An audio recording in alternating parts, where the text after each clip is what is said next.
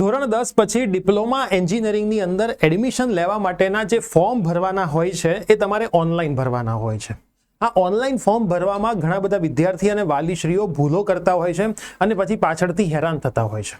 આજના વિડીયોની અંદર હું તમને સ્ટેપ બાય સ્ટેપ્સ કેવી રીતે આખું ડિપ્લોમા એન્જિનિયરિંગમાં એડમિશન માટેનું ફોર્મ ભરવાનું છે શીખવાડીશ। ગુજરાતની તમામ કોલેજ તમામ બ્રાન્ચની અંદર એડમિશન લેવા માટે તમારે એક જ સિંગલ ACPDC ની વેબસાઇટ ઉપરથી ફોર્મ ભરવાનું હોય છે, જેમાં ગુજરાતની બધી જ કોલેજો કવર થઈ જાય છે। આપણે ફોર્મ ભરવાથી લઈને ચોઇસ ફિલિંગથી લઈને એન્ડ સુધી તમામ માહિતી આપણી આ યુટ્યુબ ચેનલ પ્રિયસર વિદ્યાપીઠ ઉપર જ આપવાના છીએ। તો તમે ચેનલને સબસ્ક્રાઇબ નથી કરી તો સબસ્ક્રાઇબ કરી દો।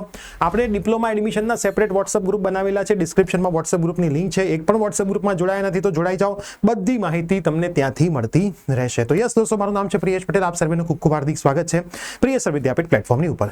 સૌથી પહેલા તમે ખાસ આ વિડીયો એક વખત જોઈ લેજો અને પછી જેટલા પણ ડોક્યુમેન્ટની રિક્વાયરમેન્ટ છે બધા ડોક્યુમેન્ટ સાથે જ ફોર્મ ભરજો। ફોર્મ ઘરેથી ભરજો, લેપટોપ અથવા તો ડેસ્કટોપથી ભરજો, એટલે ફોર્મ ભરવામાં તકલીફ ના પડે। મોબાઈલથી કે ટેબ્લેટથી ફોર્મ ભરતા નહીં। હવે અને તમારા જે મિત્રો છે જે ધોરણ 10 પછી ડિપ્લોમામાં એડમિશન લેવા માટે જઈ રહ્યા છે એમને આ વિડીયો જરૂર શેર કરજો, કેમ કે આગળ એન્જિનિયરિંગમાં પણ અમારી પ્રિયસર વિદ્યાપીઠની ટીમ તમને સંપૂર્ણ માર્ગદર્શન સબ્જેક્ટ્સનું ને બધું જ આપવાની છે। સૌથી પહેલા તો તમારે ગૂગલમાં સર્ચ કરવાનું છે ACPDC। આ તમે સર્ચ કરશો એટલે જે વેબસાઇટ ઓપન થશે admission committee four professional diploma courses, એને તમારે ઓપન કરવાની છે। તમે જેવું આને ઓપન કરશો ત્યારે આમાં લખેલું છે registration four first year diploma after SSC એ સ્ટાર્ટ થઈ ચૂક્યા છે SSC પછીના। તો આપણે ACPDC ની વેબસાઇટ ઉપર ક્લિક કરીશું। આ વેબસાઇટ ઉપર તમે જેવું ક્લિક કરશો એટલે એક નવી સરસ મજાની વેબસાઇટ ઓપન થશે।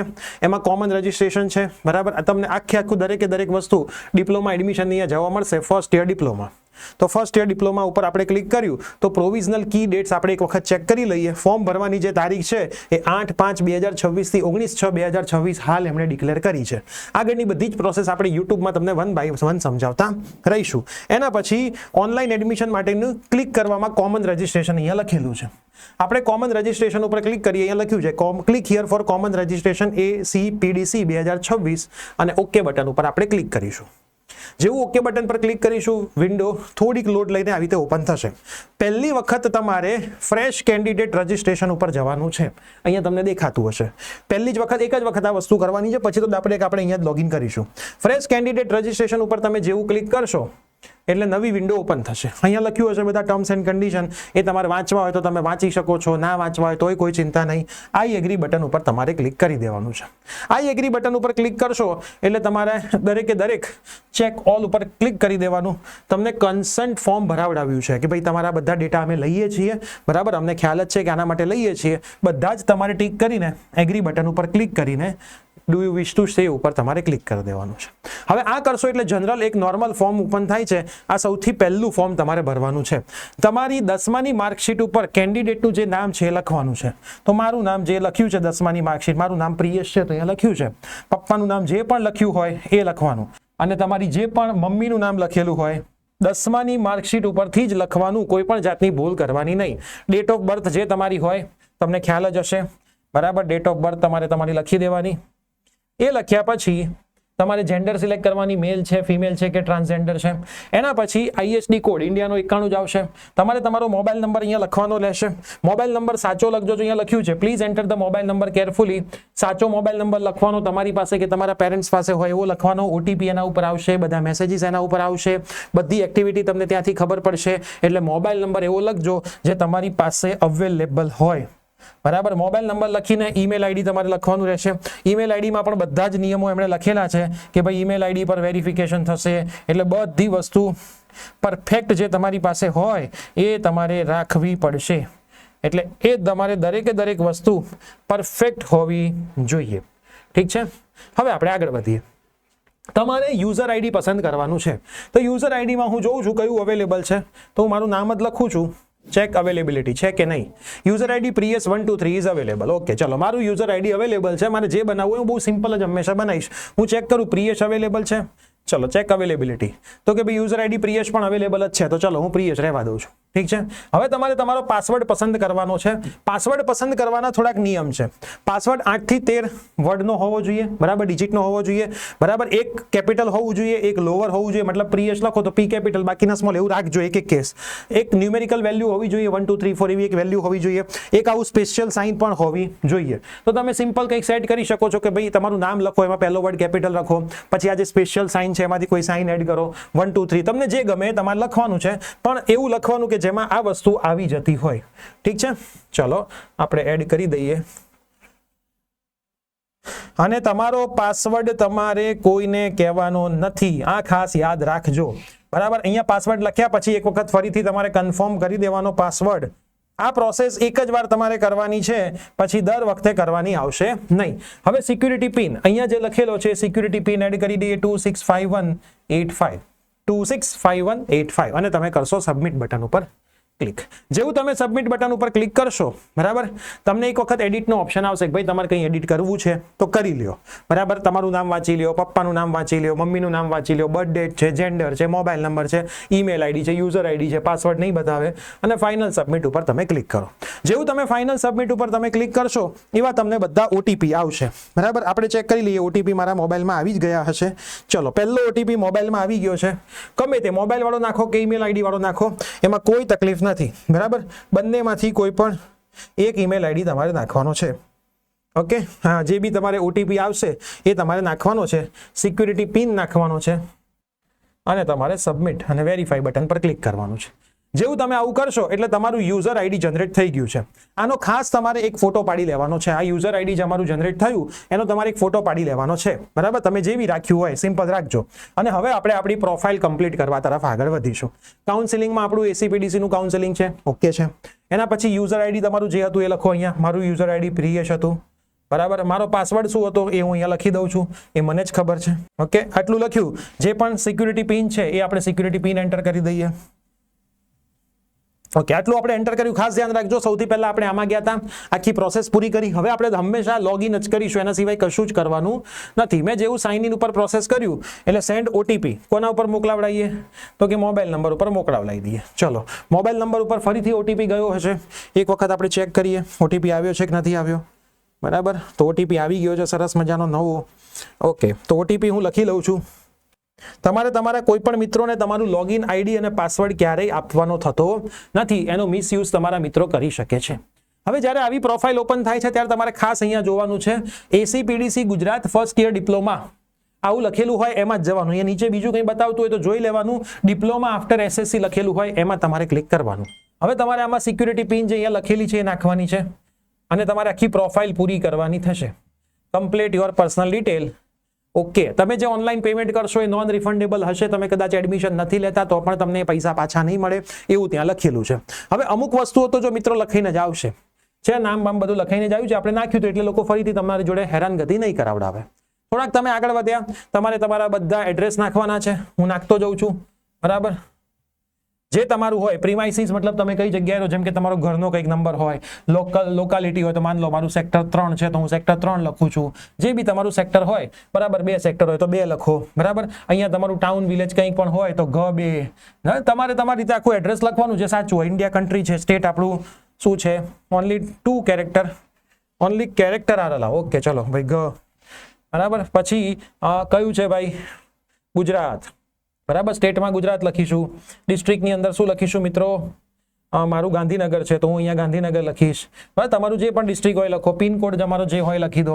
અત્યારે હું ગમે તે રેન્ડમ લખી દઉં છું, ઠીક છે. આઈએસડી તો છે, ઓલ્ટરનેટ આપવો હોય તો આપો, ના આપો ચાલશે. ઈમેલ આઈડી આપવો હોય તો આપો, ના આપો ચાલશે. ઓલ્ટરનેટની કોઈ ચિંતા નથી. હવે પરમેનન્ટ એડ્રેસ ઉપર જેવું જ હોય તો અહીંયા ખાલી ટીક કરી દો, સેમ એઝ પરમેનન્ટ. થઈ ગયું. સેવ અને નેક્સ્ટ બટન ઉપર ક્લિક કરો. દરેકે દરેક વસ્તુ પરફેક્ટ સાચી લખવી, જેથી ભવિષ્યમાં કોઈ પત્ર વ્યવહાર એ લોકો કરે તો તમારા ઘર ઉપર કરી શકે છે. હવે આ પોર્શન સૌથી મેઇન ઇમ્પોર્ટન્ટ પોર્શન હોય છે, જેમાં સૌથી વધારે વિદ્યાર્થીઓને તકલીફ પડતી હોય છે. સૌથી પહેલા તો તમારે તમારો લાઈવ ફોટોગ્રાફ અપલોડ કરવાનો છે. ડોક્યુમેન્ટ ફોર્મેટ છે જેપીજી, બરાબર. 2 ઓપ્શન છે તમારી પાસે. એક તો વેબકેમ થી થઈ શકે ને એક મોબાઈલ થી પણ થઈ શકે છે. હું મોબાઈલ ઉપર ક્લિક કરું છું. મેં જેવો મોબાઈલ ઉપર ક્લિક કર્યો એટલે મને આવું એક સ્કેનર આવી ગયું. હવે આ સ્કેનરને હું અહીંથી સ્કેન કરીશ, બરાબર. જો હું સ્કેનરને સરસ રીતે સ્કેન કરું, મેં સ્કેન કર્યું તો મારા મોબાઈલમાં એક લિંક ઓપન થઈ ગઈ admission.nic.in. બરાબર. હવે હું એના ઉપર કન્ટિન્યુ બટન ઉપર ક્લિક કરીશ. મારા ફોટાનો જો આવી રીતે આવે છે હું એ ફોટો કેપ્ચર કરી દઈશ.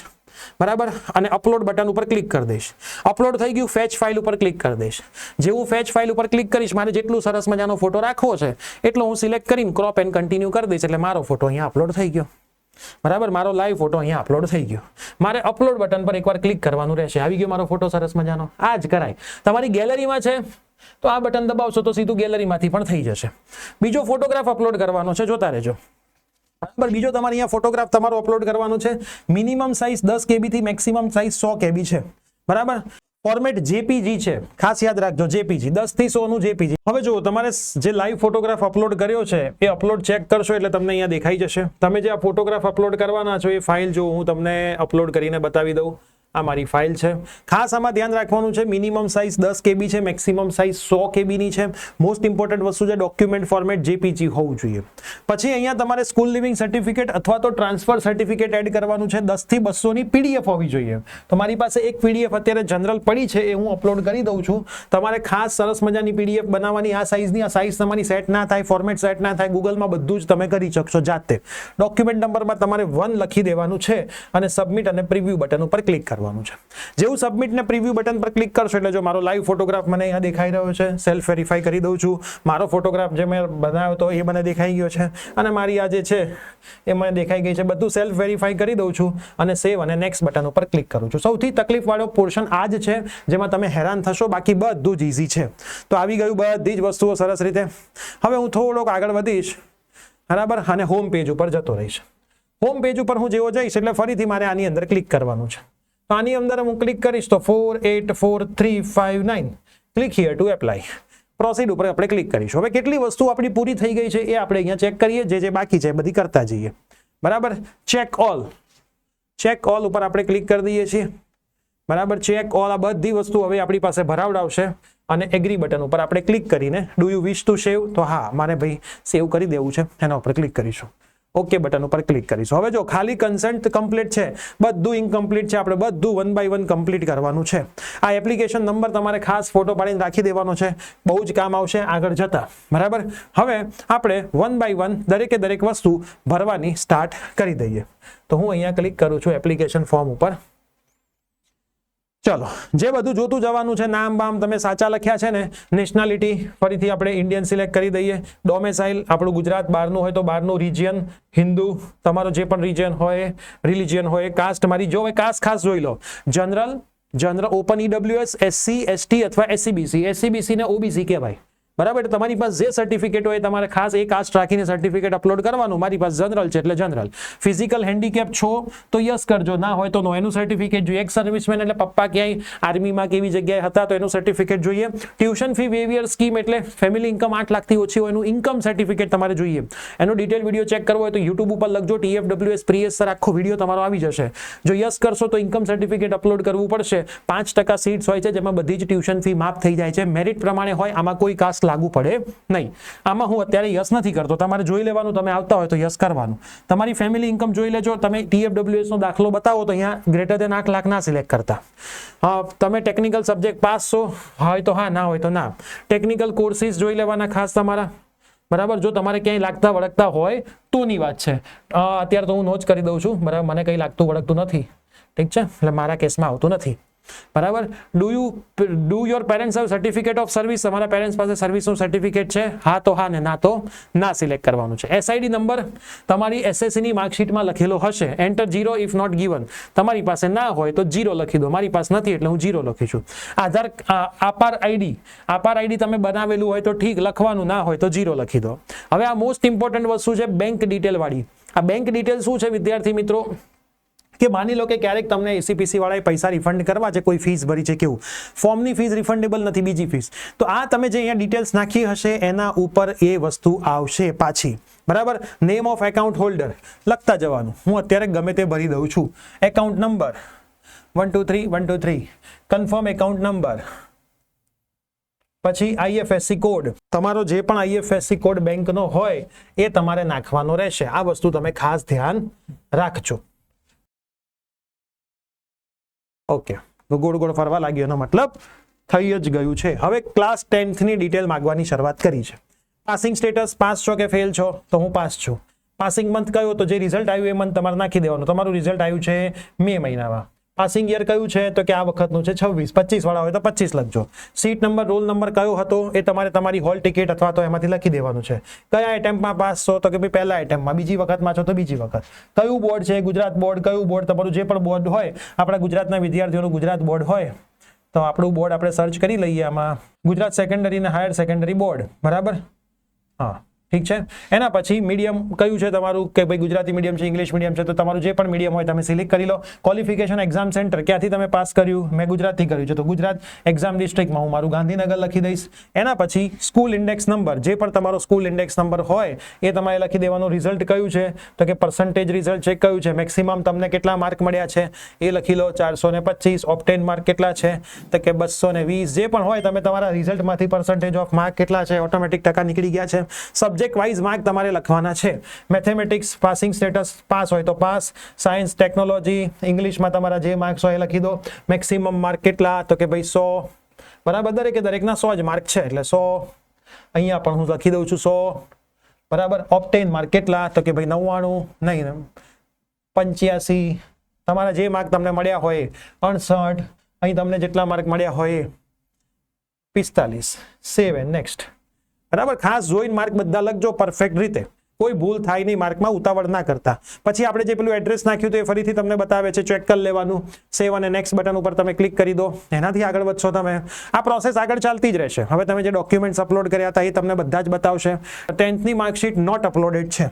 બરાબર, ડોક્યુમેન્ટ ફોર્મેટ છે, ખાસ જોઈ લો કયું 10 થી 300 KB. બરાબર, પ્રીવ્યુ અને અપલોડ કરવાનું ત્યાં બાકી રહી ગયું હતું એટલા માટે આવું આવ્યું હતું. અહીંયા તમારે પ્રીવ્યુ અને અપલોડ ખાસ ક્લિક કરવાનું. બરાબર, હું સેવ બટન પર ક્લિક કરી દઉં છું. પ્રીવ્યુ અને અપલોડ બટન કરતું રહેવું એટલે અહીંયા જો અપલોડેડ લખાઈને આવી ગયું, નહીતર શું એ લોકો લેશે નહીં. કંઈ તમારે ચેન્જ કરવું હોય તો ચેન્જ પણ તમે કરી શકો છો. અપલોડ અને ફાઇનલી નેક્સ્ટ બટન ઉપર આપણે ક્લિક કરી દીધું. હવે બધી જ વસ્તુ અહીંયા લખાઈને આવી ગઈ છે, જે તમારી લાગતી વળગતી હોય બધું લખાઈને આવી જાય એટલે શું આવે છે હવે જોઈ લઈએ. બધું ફટાફટ જોઈ લેવાનું. Save and final submit. અહીંયા ટિક કરી દેવાનું. કંઈ સુધારો કરવો હોય તો કરી દેવાનો. સેવ એન્ડ ફાઇનલ સબમિટ પર ક્લિક કરવાનું. બધું તમે વેરીફાઈ કરી લીધું છે. યસ બટન ઉપર ક્લિક કરી દીધું છે. બધું હવે ખાલી બાકી રહ્યું છે રજીસ્ટ્રેશન ફીસ પે કરવાનું. બરાબર, તમે અહીંથી માની લો સ્ક્રીન બંધ કરી દો છો અને કાલે રજીસ્ટ્રેશન ફી પે કરશો તો આગળ જે છે બધું સેવ જ રહેશે. તમારું આઈડી અને પાસવર્ડ તમને ખબર હોવી જોઈએ. પે રજીસ્ટ્રેશન ફીસ ઉપર આપણે ક્લિક કરીએ અને રજીસ્ટ્રેશન ફીસ 250 રૂપિયા છે. કેવી રીતે ભરવી છે આની ઉપર હું હાલ ક્લિક કરું છું અને પે ફીસ પર ક્લિક કરું છું. મારી પાસે ઘણા બધા ઓપ્શન આવશે. બરાબર, કયા ઓપ્શનમાં જવું છે? અત્યારે જો મારું પ્રિયેશ એપ્લિકેશન નંબર ખાસ બધું ક્લિક કરીને પ્રોસીડ ફોર પેમેન્ટ ઉપર ક્લિક કરીશું. સૌથી ઇઝી વે છે સ્કેન.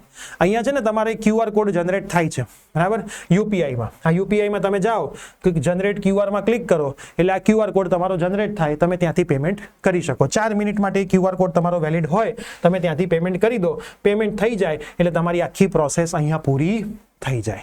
તો આ તમારી છે ડિપ્લોમાના ફોર્મ ભરવાની સ્ટેપ બાય સ્ટેપ આખી પ્રોસેસ. તમારા ડિપ્લોમાના પહેલા રાઉન્ડ જ્યારે ચોઇસ ફિલિંગ થશે, આમાં ક્યાંય તમારે ચોઇસ ફિલિંગ નથી કરવાનું, કોલેજ સિલેક્શન નથી, એ બધું હું તમને શીખવાડીશ. આપણી જ યુટ્યુબ ચેનલ પરથી શીખવાડીશ. હું તમને રિક્વેસ્ટ કરું છું કે આ વિડીયો તમારા બધા જ મિત્રોને શેર કરો જે ધોરણ 10 પછી ડિપ્લોમામાં એડમિશન લેવાના હોય. આખી કાઉન્સેલિંગ પ્રોસેસ આપણે ફ્રી ઓફ કોસ્ટ યુટ્યુબ ઉપરથી જ કરતા હોઈએ છીએ. વોટ્સઅપ ગ્રુપમાં જોડાયા ના હોય તો જોડાયેલા રહેજો. બધી જ માહિતી આવતી રહેશે. મળતા રહીએ છીએ. ખાસ શેર કરી દેજો. Bye bye, take care.